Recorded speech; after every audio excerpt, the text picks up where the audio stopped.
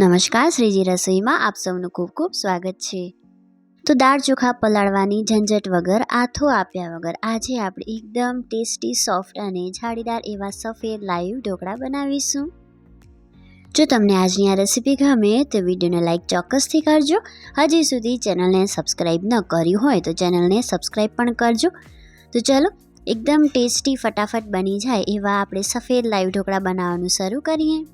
જેના માટે 1/4 કપ જેટલી અડદની દાળ લીધેલી છે અને 1 કપ જેટલા ચોખા લીધેલા છે। તમે તમારા ઘરમાં રાખેલા કોઈ પણ ચોખાનો ઉપયોગ કરી શકો છો। એક જ વાતનું ધ્યાન રાખવાનું છે કે આપણે અહીં બાસમતી ચોખાનો ઉપયોગ નથી કરવાનો। હવે એકદમ ભીના કિચન ટોવેલ ઉપર આપણે દાળ અને ચોખાને ટ્રાન્સફર કરી અને સરસ લૂછી લઈશું। દાળ અને ચોખા ઉપર માટીનું પ્રમાણ અથવા તો આપણે ઘણીવાર દવા લગાવીને ચોખા મૂકતા હોઈએ છીએ, તો એ હટાવવું જે છે એ ખૂબ જ જરૂરી છે।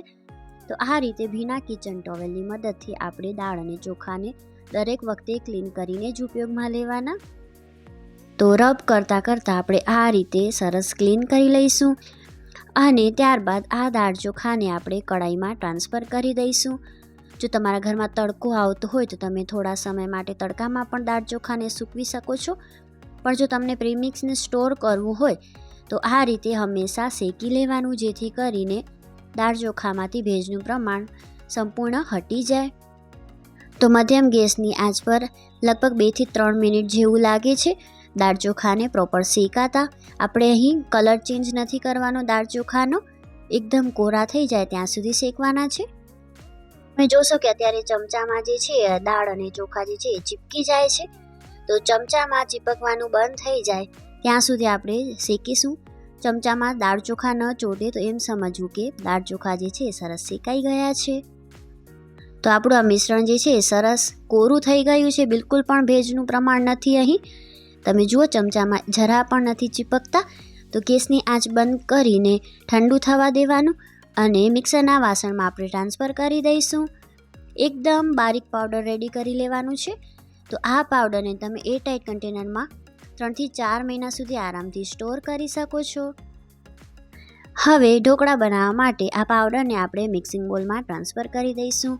તો આટલા માપથી આપણે ઢોકળાની 2 થાળી જે છે એ બનાવી શકીએ છીએ। આનાથી વધારે ક્વોન્ટિટીમાં પાવડર બનાવીને તમને સ્ટોર કરવો હોય તો તમે સ્ટોર કરી શકો છો। હવે અહીં આપણે 1 કપ જેટલું ખાટું દહીં ઉમેરીશું। તો ખાટા દહીં સાથે દરેક વખતે ઢોકળા જે છે એ ટેસ્ટી બને છે। આપણે અહીં આથું નથી આપવાના, એટલે ખાટું દહીં ખાસ ઉમેરવાનું, તો જ ઢોકળા જે છે એ ટેસ્ટી લાગે છે। પ્રથમ દહીંને જે છે આપણે આ લોટ સાથે સરસ મિક્સ કરી લઈશું। સ્વાદ પ્રમાણે મીઠું ઉમેરી દઈશું અને જો દહીં જે છે એકદમ ખાટું ન હોય તો 2 ટેબલસ્પૂન જેટલો લીંબુનો રસ પણ ઉમેરી દેવાનો। ઘણીવાર ઠંડક હોય, શિયાળો હોય તો ખાટું દહીં જે છે એ અવેલેબલ નથી હોતું, તો ખાટા ઢોકળા બનાવવા હોય તો લીંબુના રસનો આપણે ઉપયોગ કરી શકીએ છીએ।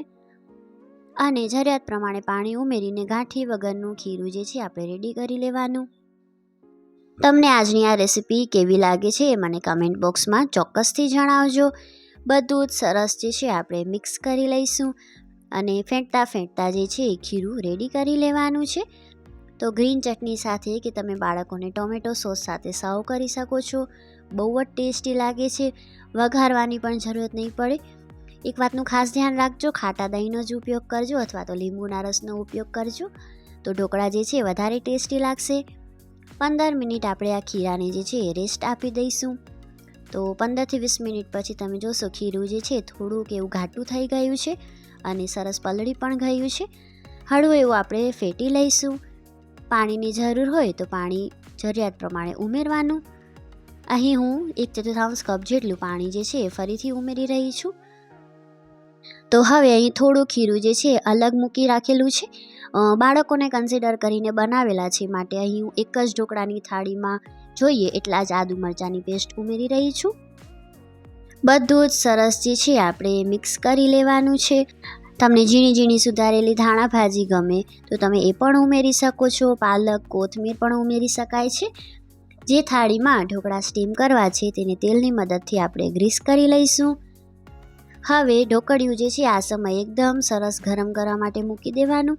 ત્યારબાદ જ ખીરામાં સોડા કે ઈનો ઉમેરવાનું અહીં હું 1 ટીસ્પૂન જેટલો ઈનો ઉમેરી રહી છું. જો તમને બેકિંગ સોડા ઉમેરવી હોય તો તમે બેકિંગ સોડા પણ ઉમેરી શકો છો. હવે આપણે આ ખીરાને તેલ લગાવેલી થાળીમાં જે છે એ ટ્રાન્સફર કરી દઈશું. થાળીને હળવી એવી થપથપાવી લેવાની. ઉપરથી મરી પાવડર ગમે તો મરી પાવડર, લાલ મરચું પાવડર ગમે તો લાલ મરચું પાવડર સ્પ્રિંકલ કરવાનું. તો એકદમ ગરમ સ્ટીમરમાં આપણે આ ઢોકળાની પ્લેટ જે છે એ મૂકી દઈશું અને હાઈ ફ્લેમ પર 15 મિનિટ જેવું થવા દેવાનું છે.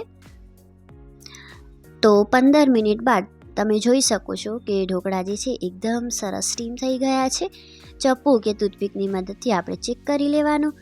એકદમ ક્લીન બહાર આવે તો સમજવાનું કે ઢોકળા જે છે એ સરસ સ્ટીમ થઈ ગયા છે. તો ગરમ ગરમ ઢોકળા ઉપર આપણે તેલ અપ્લાય કરવાનું અને કાપા કરી દેવાના. તો સિંગ તેલનો ઉપયોગ કરવાનો. સિંગ તેલ જે છે ઢોકળા ઉપર વધારે સ્વાદિષ્ટ લાગે છે. અથવા તો તમને ઘરનું ઘી લગાવવું ગમતું હોય તો તમે ઘી પણ લગાવી શકો છો. આશા રાખું છું તમને આજની આ રેસીપી ઉપયોગી લાગી હશે, પસંદ આવી હશે. ફરી મળીશું એક નવી રેસીપી સાથે. ત્યાં સુધી આવજો.